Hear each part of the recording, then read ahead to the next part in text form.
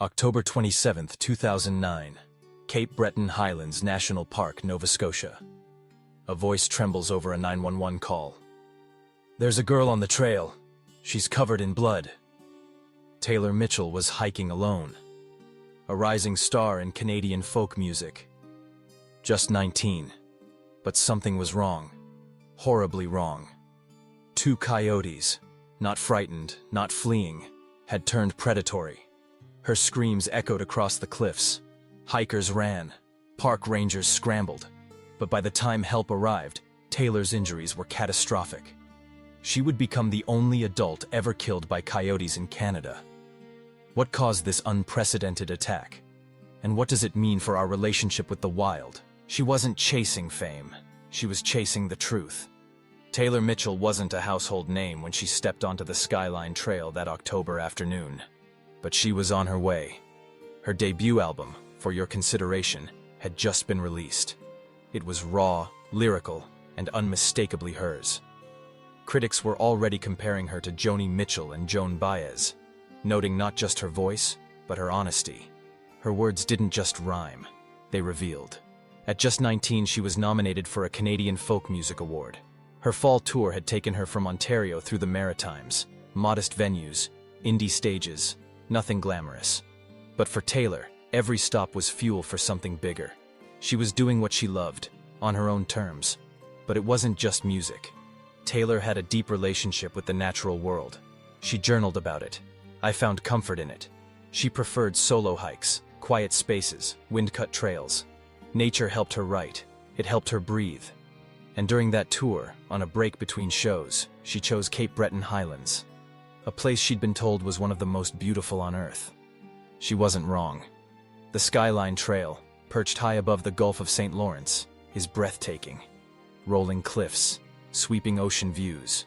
Moose are more common than people. For a young songwriter seeking quiet, it was perfect. What Taylor couldn't have known, what no one could have imagined, was that she wasn't alone. In the brush, two coyotes watched her, larger than typical, bolder, and, as it would turn out, far more dangerous than anyone had ever documented in Canada. In the days that followed, Taylor Mitchell would be remembered in headlines. But before she was a name on the news, she was a daughter, a friend, a storyteller, a young woman walking through a national park, soaking in the sky. Just 19, just beginning, and the world would never hear what she was going to write next. Before she became a headline, Taylor Mitchell was a girl with a notebook full of lyrics and a heart full of questions. Born in Toronto in 1990, Taylor Ashton Mitchell was raised in a home where the arts weren't just encouraged, they were foundational. Her mother, Emily, was a teacher and actress who nurtured Taylor's curiosity early. Music, poetry, theater, all were part of daily life. Taylor absorbed it all, like oxygen. But it wasn't until her teens that her identity as a songwriter began to take form. She enrolled at the Etobicoke School of the Arts, studying jazz vocals. While most classmates focused on technique, Taylor focused on meaning. She didn't just sing, she told stories. Her peers and teachers described her as unusually mature, grounded, empathetic. Not loud, but present. She wasn't aiming for mainstream charts. She was drawn to the raw beauty of folk, the kind that required nothing more than a voice, a guitar, and a truth worth telling. She idolized artists like Bob Dylan, Leonard Cohen, and Annie DeFranco. Their ability to explore darkness without losing hope left a mark. She once told a classmate, "I don't want to be famous, I want to be heard." Taylor's debut album, released independently in 2009, reflected that ethos. For Your Consideration was stripped down, thoughtful, aching with questions about love, identity, and growth. Critics praised its confidence and clarity, rare for someone not yet out of her teens. But Taylor wasn't just a performer. She was a seeker. She kept handwritten journals on tour. Not just set lists and lyrics, but sketches, thoughts, reflections. She preferred long walks over crowded green rooms. She called nature her reset button. That fall, her cross-country tour was small, but it was hers. She booked the venues. She drove herself. She stopped when she needed to write, to think, to breathe. When she arrived at Cape Breton Highlands that day, she wasn't a tourist. She was a traveler in her element. She believed the wild was beautiful, safe, healing. She didn't know it would turn on her. Cape Breton Highlands National Park is a place that seems untouched by time. Perched on the northeastern tip of Nova Scotia, it stretches across nearly 1,000 square kilometers of rugged cliffs, boreal forest, and windswept coastline. The kind of place that feels both sacred and untamed, where the earth rises into high plateaus and plunges into valleys with no warning. Eagles soar overhead, moose roam freely, and mist rolls in like a moving wall of white. To the outside world, it's a postcard, but on the ground, it's more complicated. The Skyline Trail, where Taylor Mitchell chose to hike, is one of the park's crown jewels, a 7-kilometer loop known for its sweeping views of the Gulf of St. Lawrence. On clear days, whales can be seen breaching offshore. On foggy ones, visibility drops to near zero. The boardwalks and gravel paths feel easy underfoot. But the trail cuts through territory where nature operates on its own terms. It's a space that offers peace and isolation. In late October, most tourists are gone. The temperature drops, winds rise, park staff thin out, trails become quieter, emptier. Wildlife becomes bolder, especially at dusk. And that's part of what drew Taylor there. She didn't want crowds. She wanted solitude, a chance to reconnect with herself between shows. She parked her car, laced up her boots, and started walking into what looked like freedom. But this wasn't urban nature. This was true wilderness. Coyotes had been seen on the trail earlier that day, unusually bold. A park ranger even noted they were acting strange, following hikers at close range, showing little fear. Still, there were no closures, no warning signs. No reason to believe this trail, maintained, marked, and beloved, could become fatal. Because in Cape Breton Highlands, danger doesn't wear a signpost. It moves through the brush, silent and fast. Taylor walked the trail as many had before her. But something in that ecosystem was shifting. The balance between human and wild, prey and predator, had quietly begun to tilt. And soon she would step directly into its path. What stalked Taylor Mitchell in the woods that day wasn't just a coyote, and it wasn't a wolf. It was something in between, an apex hybrid that evolution crafted quietly while no one was looking. Eastern coyotes, sometimes called coy wolves, are not the same creatures that once howled across the western plains. These animals are bigger, stronger, and far more unpredictable. Decades ago, as coyotes expanded eastward, they began mating with eastern wolves and, to a lesser extent, domestic dogs. The result? A new animal. Slightly larger than a coyote, more social, more adaptable, and far more confident around people. They can weigh up to 45 pounds, with long limbs, thicker jaws, and denser fur, a ghost-like figure in the underbrush. Scientists estimate they're roughly 60% coyote, 25% wolf, and 15% dog. And unlike their western cousins, these coy wolves don't just scavenge, they hunt in packs. This genetic cocktail gave them a deadly advantage: intelligence, stealth, and fearlessness. They've learned to thrive in forests, fields, and even urban parks. In some cities, they've been spotted trotting along train tracks or slipping down alleyways under the cover of darkness. But their success came with a cost. They started losing their fear of humans. In most cases, coyotes avoid people. But in eastern Canada, where natural prey is less abundant and human spaces bleed into wilderness, that line has started to blur. Encounters have become more common. In rare cases, aggression has followed. Still, a fatal attack? That was unheard of. Experts had long insisted that coyotes were no threat to healthy adults, but the animals in Cape Breton were behaving differently. Bolder, observant, willing to test boundaries. And here's the unsettling truth. Hybridization doesn't just alter appearance, it can reshape instinct.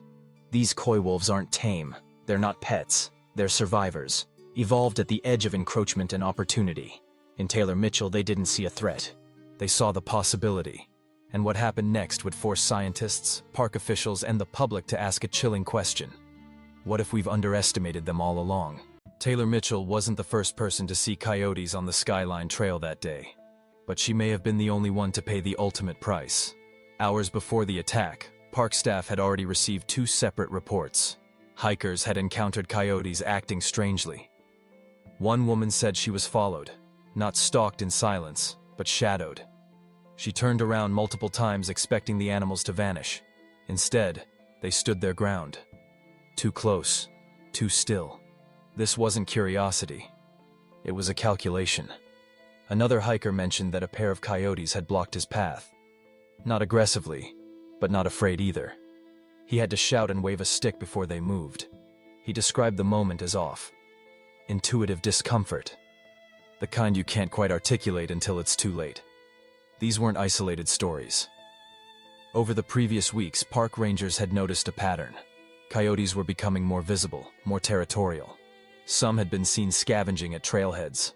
One was reported chasing a cyclist near the parking lot. Each time, the behavior escalated. Inch by inch, incident by incident. Still, there were no official warnings posted at the Skyline Trail entrance that morning. No trail closures. No ranger presence. In a park visited by hundreds of thousands each year, silence can feel like safety. But ecosystems shift, predators adapt, and warnings that go undocumented can disappear into the wind. It's easy, in hindsight, to ask why no one raised the alarm. Why did the park management intervene? But in 2009, the idea that coyotes, any coyotes, might kill a human adult was nearly inconceivable. That blind spot was fatal. Taylor likely passed other hikers that day, maybe even some who had seen the animals themselves. But she kept walking, unaware that she was moving towards something unprecedented, something unthinkable. In a matter of hours, warnings would turn into tragedy, and a young woman who believed in the peace of wild spaces would become part of a story that shattered long-held assumptions, not just about animals, but about the risks we ignore when we assume nature is predictable. At approximately 2:45 p.m., the quiet along the Skyline Trail shattered. Another hiker, walking just minutes behind Taylor Mitchell, heard something strange. Not birdsong, not wind, something more urgent. The sharp, rhythmic cracking of brush. Then a scream. It wasn't long, just a single panicked yell. But it was enough to stop him from getting a cold. He quickened his pace, following the trail until he reached a bend near an open stretch of boardwalk. That's when he saw her. Taylor, stumbling, blood on her legs, waving one arm in desperation. She wasn't alone. 2 coyotes flanked her. Not circling, advancing. What happened in those first minutes remains partly speculative. But based on forensics and eyewitness testimony, experts believe Taylor had been ambushed from behind. One coyote likely lunged first, a disabling bite to her leg or thigh. The second joined moments later. This wasn't a defensive strike. It was predatory. Taylor fought back. Her hands showed defensive wounds. She had tried to escape, but the trail offered no quick exits. No place to hide. Just open air, wooden walkways, and thick brush on either side. By 2:50 p.m., the hiker who saw her had run back down the trail, seeking help. There was no cell service, no ranger station nearby. He flagged down another couple, who sprinted toward the trailhead to call 911. Meanwhile, Taylor was still conscious.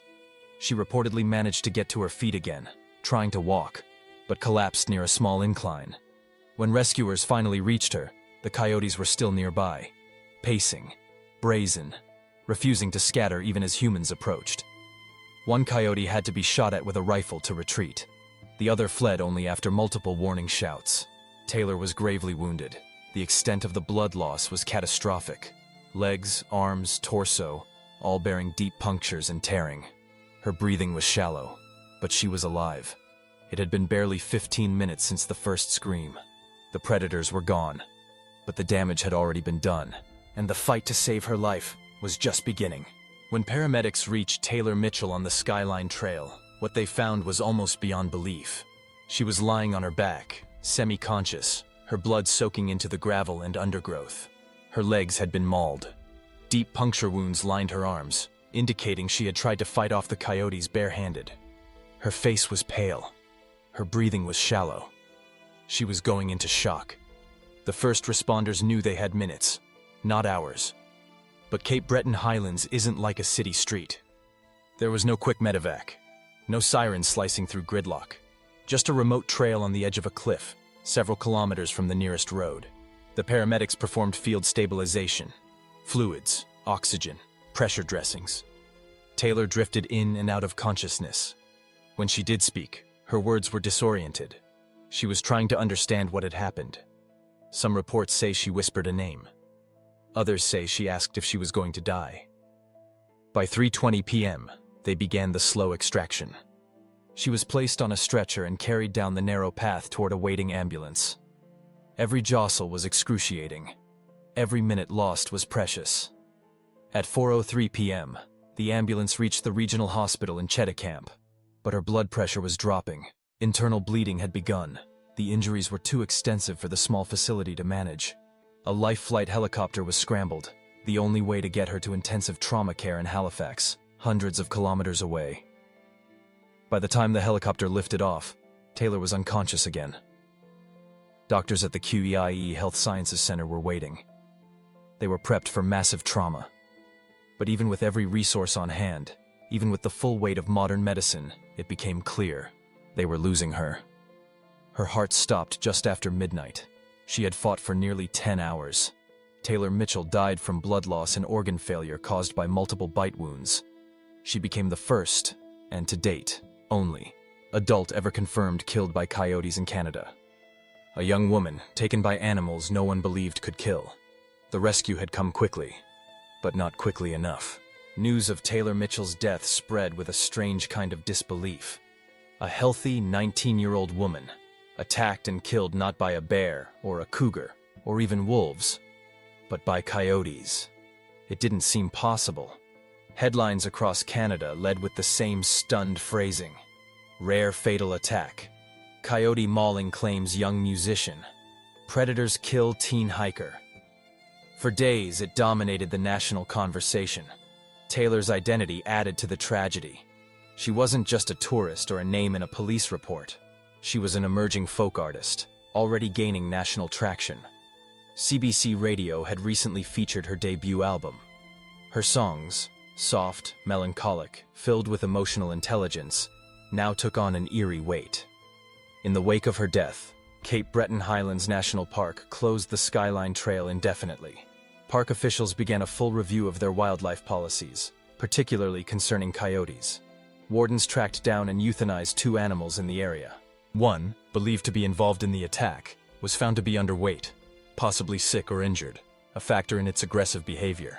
The second had no clear link, but was killed as a precaution. The media asked tough questions. Why weren't there signs posted earlier? Why had prior reports of coyote aggression not led to action? Why weren't more rangers patrolling? The public outcry was swift and divided. Some called for a wider cull of coyotes in the region. Others, especially conservationists, warned against knee-jerk responses, pointing out that this was a single, unprecedented case. Animal behaviorists urged restraint, emphasizing that predator attacks on humans were still vanishingly rare, but admitted this incident challenged prior assumptions. For Taylor's family, the attention was overwhelming. Her mother, Emily, released a statement asking for compassion. Taylor had great respect for nature. She would not have wanted fear or revenge to define her memory. Still, the questions lingered. Had Canada ignored warning signs about its most adaptable predator? Could something like this happen again? And most haunting of all, if coyotes could kill, what else had we misunderstood about the wild? To this day, Taylor Mitchell's death remains the only confirmed fatal coyote attack on an adult in Canadian history. It was more than rare. It was unprecedented. Coyotes are not traditionally seen as killers of humans.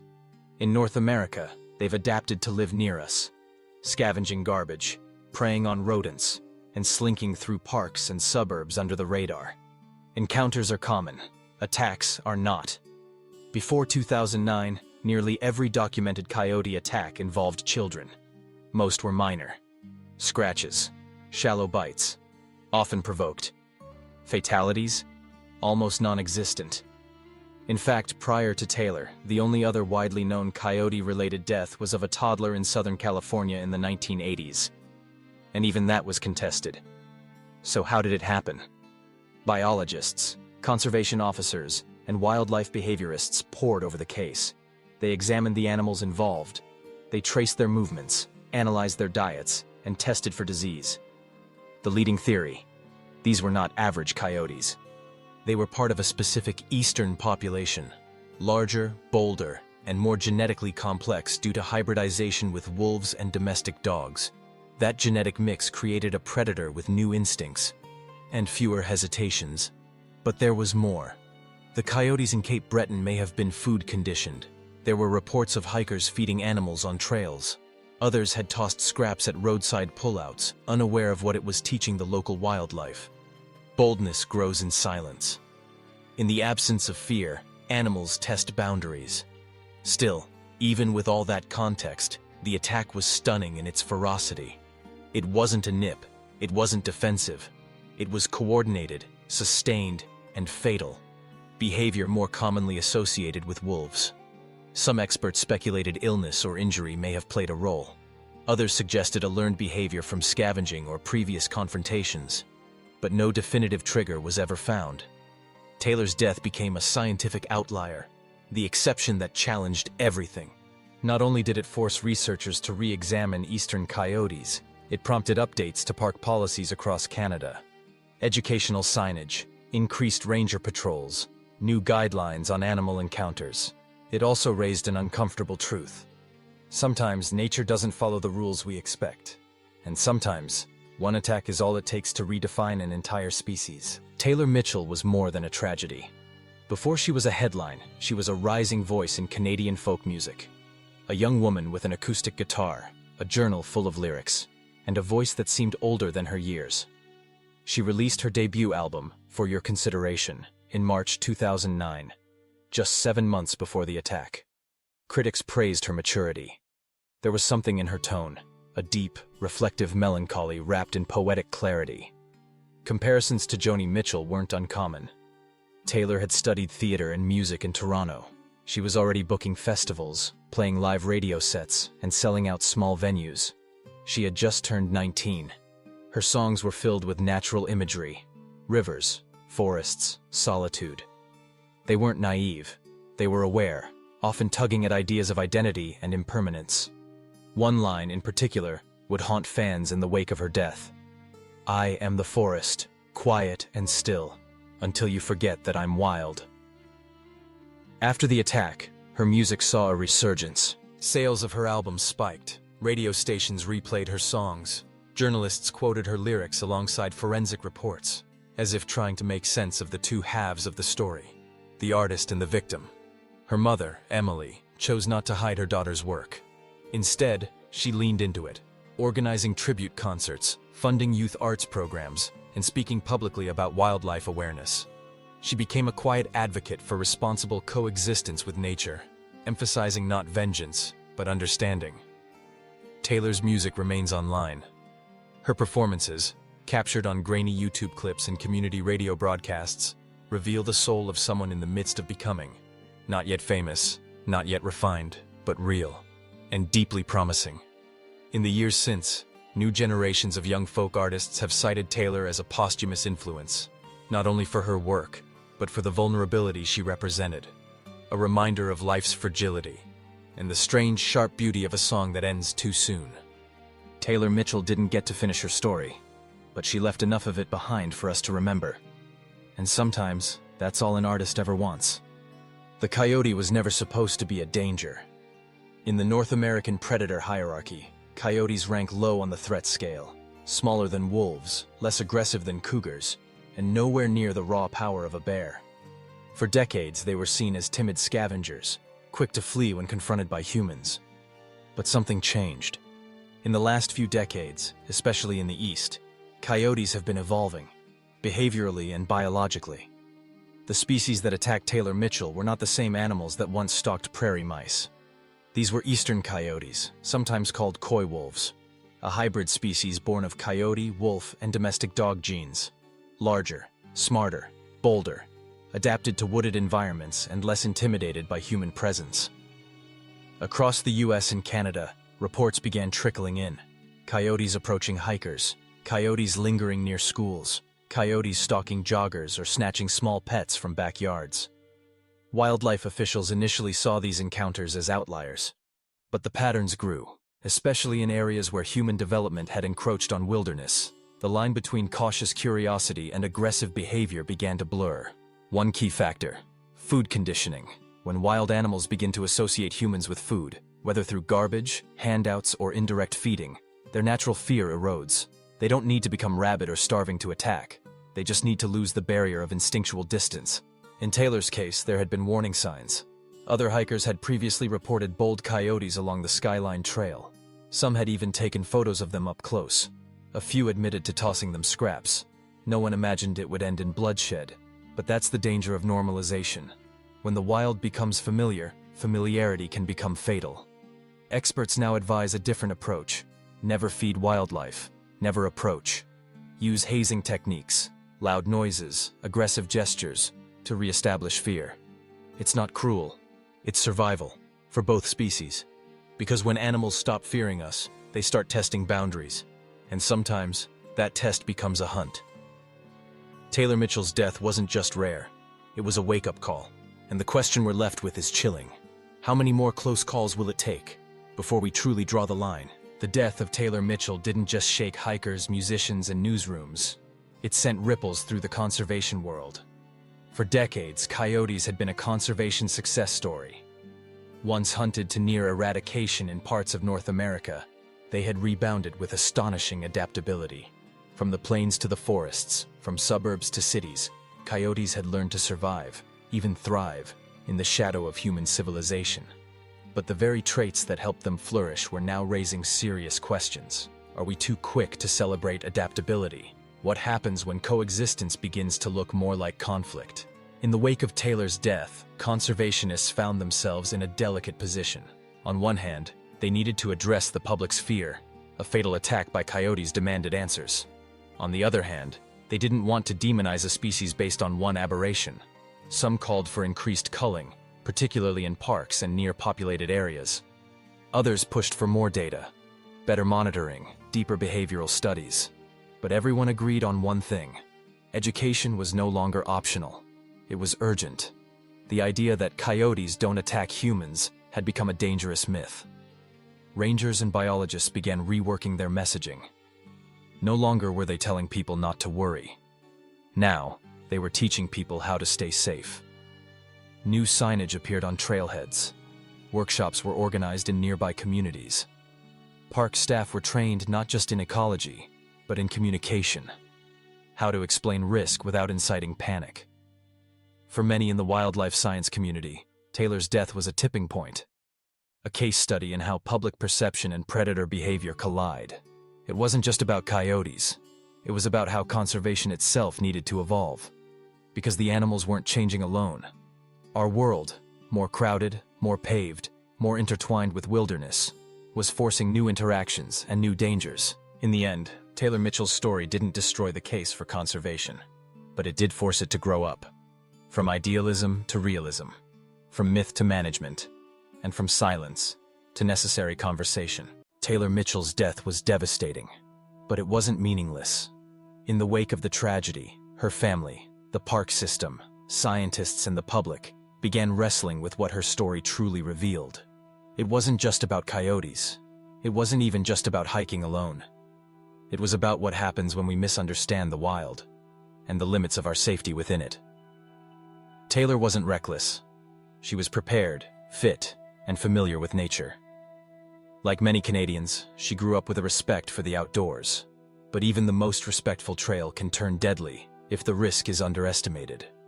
One of the clearest lessons? Predators don't follow rules. We like to categorize wild animals by likelihood of harm. Bears are dangerous, coyotes aren't. But behavior, like ecosystems, can change. What happened on the Skyline Trail proved that a species doesn't have to be known for attacks to be capable of one. Another hard truth: solitude in nature is not without cost. Taylor hiked alone, something many outdoor enthusiasts do. But solo hiking limits your options. No one else to shout, to scare off a predator, to call for help immediately. In remote parks, cell signals are unreliable, and minutes can mean the difference between life and death. Her story also reminded people that the wild is no longer distant. We don't have to venture deep into the backcountry to encounter animals that evolved to avoid us. Some don't anymore. Whether from hunger, habituation, or genetic change, they're pressing closer, and not always with fear. Taylor's death became a difficult but valuable case study. Park safety protocols were updated. Hiker education expanded. Warnings became more specific. Be alert became carry a deterrent. Avoid feeding wildlife became report bold behavior immediately. And beyond policy, her story humanized the conversation. Taylor wasn't just a name. She was a dreamer, a daughter, an artist with a soft voice and strong conviction. Her death forced us to ask better questions, of predators, of parks, of ourselves, and that perhaps is her final legacy. In the aftermath of Taylor Mitchell's death, the headlines sparked a wave of fear. How dangerous are coyotes really? Could this happen again? Should hikers be worried? The responses were divided, and often emotionally charged. On one side, some called for aggressive management, trapping, relocation, even lethal control. They argued that predators behaving unpredictably pose too great a risk in shared landscapes, and that the tragedy of Taylor's death proved we couldn't afford to be complacent. On the other side, conservationists warned against panic-driven policies. They urged the public not to demonize the species, reminding people that this was a statistical outlier, a one-in-a-million incident. If fear dictated policy, they said, we might undo decades of progress in wildlife protection. In truth, both sides held pieces of the puzzle. The challenge wasn't deciding whether coyotes were dangerous. It was understanding why an animal, normally wary, rarely aggressive, had crossed a fatal line, and how to prevent it from happening again. Scientists began looking at the broader pattern: urban expansion into wild habitat, the increase in people feeding wildlife, and the subtle changes in animal behavior across North America. It became clear that while the risk of attacks remained low, it wasn't zero, and the conditions for risk were increasing. Today, most experts agree on a middle path: not fear, not denial, but informed awareness. Parks Canada now encourages hikers to carry deterrents, hike in pairs, and report any bold coyote behavior. Signage is more direct. Education materials are grounded in both respect for wildlife and acknowledgement of real danger. The myth of the harmless coyote is being rewritten, carefully but necessarily. And Taylor's story is at the center of that shift. Her death didn't start the debate, but it reshaped it. It put a name, a face, and a voice to a danger many hadn't considered. And it reminded us that wild animals don't read our assumptions. They respond to their environment, and that environment is changing. If we want to coexist, we'll need more than hope. We'll need understanding, boundaries, and vigilance. In the days after Taylor Mitchell's death, her mother, Emily, was faced with an impossible choice. Grief could have consumed her. Silence would have been understood. No one would have questioned a mother retreating from the spotlight after losing her only daughter in such a violent, public way. But Emily didn't disappear. Instead, she channeled her sorrow into something few would have had the strength to attempt: a reasoned, public response rooted in reflection, not rage. She didn't call for retribution. She didn't demand that coyotes be hunted or removed from Cape Breton. What she asked for was clarity, dialogue, and a better understanding of how such a tragedy could have happened in the first place. In interviews, Emily spoke softly but deliberately. She never framed Taylor's death as meaningless. Instead, she emphasized the need for public education, for hikers to know how to react, for parks to respond faster to bold wildlife reports, for myths about safe animals to be re-examined. She started working with conservationists, not against them. She participated in public forums, lent her voice to documentaries, and supported researchers trying to understand shifting predator behavior. She helped ensure that Taylor's legacy wouldn't be limited to grief. It would also become a force for learning. At the same time, she preserved Taylor's artistry. She released her daughter's music, kept her website active, and invited others to discover the young woman who had sung about the wild, and ultimately died in it. She wanted the world to know her not only as a victim, but as a visionary. Not frozen in the last moment, but alive in every note she left behind. Emily never became an activist in the traditional sense, but in her quiet way, she reshaped the conversation around grief, nature, and coexistence. Because behind every tragic headline, there's a family left to carry the weight. And sometimes, that weight becomes a bridge, between sorrow and science, between anger and action, between remembering and rebuilding. Today, the Skyline Trail still winds along the dramatic headlands of Cape Breton Highlands National Park, a place of wind-swept cliffs, endless ocean, and haunting quiet. It remains one of Nova Scotia's most popular hikes. But it is no longer just a postcard destination. For many, it's become a memorial. Hikers pass a small plaque near the trail's entrance. It bears Taylor Mitchell's name, a reminder that the wild, no matter how beautiful, carries weight. Her death may have been statistically rare, but its impact reshaped park safety in real, visible ways. Since 2009, park authorities have made several changes. Coyote sightings are now formally logged and categorized by behavior: a bold stare, a following pattern, and approach. Rangers are trained not just to manage animals, but to recognize early indicators of habituation. Signage has evolved. Instead of generic warnings, visitors are now told specifically what to do if approached. Carry a stick. Make yourself large. Shout. Never feed. Back away slowly if watched. Be aggressive if followed. Hiking alone, once romanticized, is now openly discouraged in Cape Breton. Not outlawed, but marked clearly as higher risk. Tourists are reminded that wilderness is not sanitized. Not every creature will behave by the rules we expect. Importantly, there is more communication between researchers and the public. Behavioral studies on eastern coyotes, their diet, territory shifts, and interbreeding patterns are now more regularly shared with local communities. It's an effort to close the gap between science and safety, between what biologists learn and what hikers need to know. Still, the Skyline Trail has not been sterilized. Coyotes still live there. So do bears, so does beauty, and solitude. But the innocence is gone. Taylor's story walks with every visitor now, not to frighten, but to ground, to say, remember where you are. Remember that this is real wilderness, and it does not owe you safety. Cape Breton is still open. The trail still runs west toward the sea, but every step now carries a shadow, a warning, a question, and a life that should still be singing. She was just 19, a singer, a daughter, a traveler on her first national tour. And one October afternoon, Taylor Mitchell walked into the woods, alone, alive, unaware, and never came out. Her death didn't follow a pattern.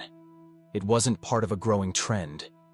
It was a rupture, a single, haunting anomaly that shattered assumptions about coyotes, safety, and how we relate to nature. But in that rupture, there was reflection.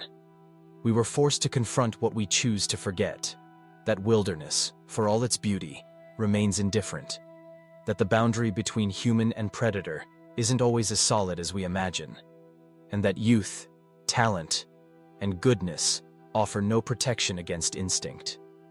Taylor's voice lives on, not just in her music, but in the warning she left behind, a warning she never meant to give, a legacy written in blood and remembered in caution signs and quiet songs. So if you walk that trail, or any trail, take her with you, know her name, and remember, she wasn't careless. She wasn't weak, she was just 19 and hiking alone.